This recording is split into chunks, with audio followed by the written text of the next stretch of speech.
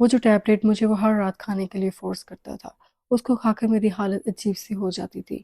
میرے دماغ سن ہو جاتا تھا، مجھے کچھ بھی سمجھ نہیں آتا تھا، ہاتھ پاؤں ٹھنڈے ہو جاتے تھے، سر چکراتا تھا، آنکھوں کے آگے اندھیرا آنے لگتا تھا۔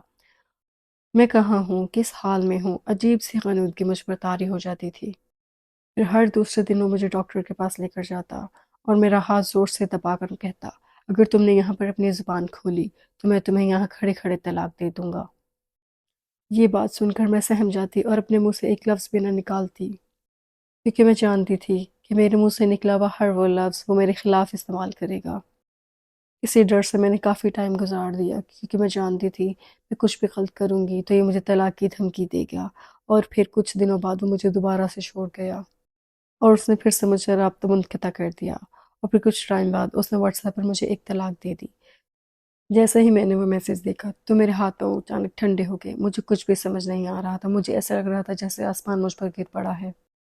میں فوراً اپنے پیرنٹس کے پاس گئی، میں نے ان کو شروع سے لے کے اب تک کا تمام واقعہ سنا دیا۔ وہ مجھ سے بہت ناراض ہوئے کہ تم نے ہم سے پہلے کیوں نہیں ذکر کیا، تم یہ ساری اذیتیں کیوں برداشت کرتی رہی۔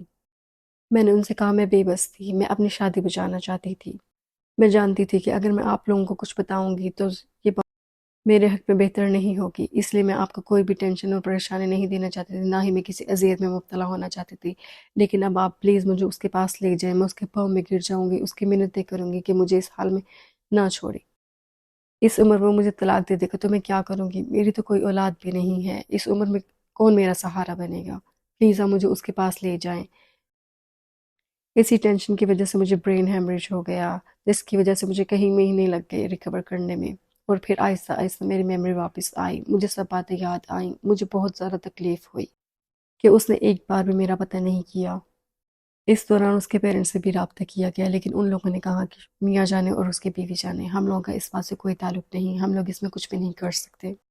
یہ بات سن کر میرے پیرنٹس کو بہت تکلیف ہوئی، لیکن وہ چپ کر گئے، اور پھر میرے شوہر نے اپنے عہدے کا ناجائز فائدہ اٹھایا۔ اس نے مجھ پر الزام لگایا کہ میں اس کے گھر سے سارا گولڈ اور کیش لے کر بھاگ گئی ہوں، جبکہ میں نے اس گھر سے کچھ بھی نہیں لیا تھا، میں صرف ایک جوڑا لے کر آئی تھی، اور وہی جوڑا میرے پاس تھا۔ میرا تو اپنا سارا سامان بھی وہیں رہ گیا تھا، میرا سارا فرنیچر، سارا الیکٹرانک کا سامان، ہر ایک چیز میری وہیں رہ گئی تھی، اور وہ انسان مجھ پہ جھوٹے الزام لگاتا رہا۔